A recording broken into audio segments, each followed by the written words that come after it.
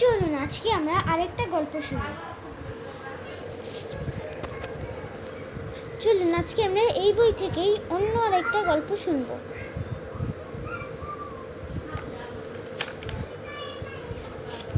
এগুলো আমি মনে করি এটা আজকে আবার পুনরায় দেখানোর প্রয়োজন হবে না।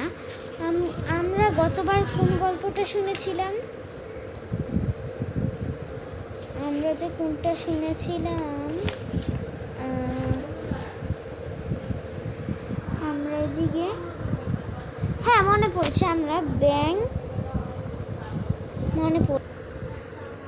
ব্যাং ও ইঁদুরের ব্যাং ও ইঁদুর এবং গাছ পাখির গল্পটা পড়েছিলাম। আজকে আমরা কোনটা পড়তে পারি? আজকে আমরা পড়ি অহংকারের পরাজয় গল্পটি পড়ি। এটা কত নাম্বার পেজে? এটা 9 নাম্বার পেজে।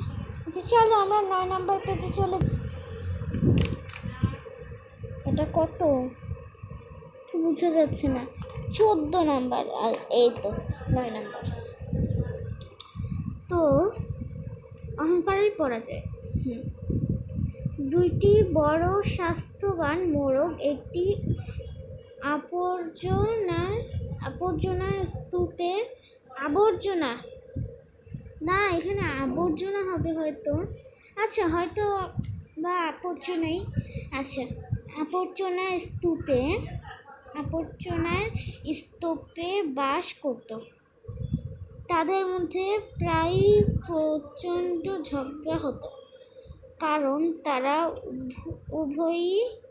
উভয়েই তাদের শক্তি এবং ক্ষমতা দেখাতে চাইত। তাই তারা সবসময় ঝগড়া বিবাদ করত।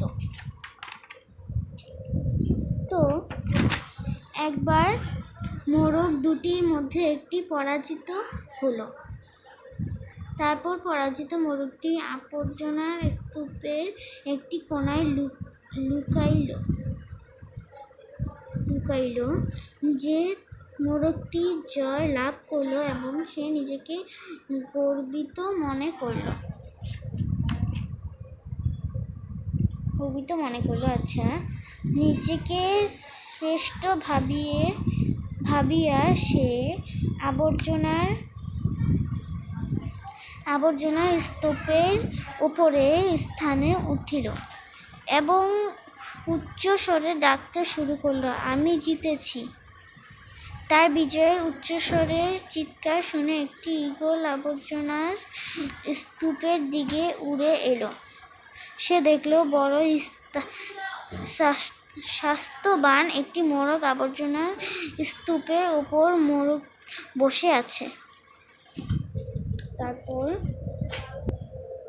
এরপর তখনই ঈগলটি ছো মারল, নিচের মোরগটিকে তার থাবায় বহন করল, নিয়ে গেল। এবার মোরগটি মিথ্যা অহংকার, তাকে মৃত্যু মূল্য দিতে হলো। নীতিবাক্য: অহংকারই পতনের মূল। তোমরা কিন্তু কখনোই অহংকার করো না। আল্লাহ হাফেজ।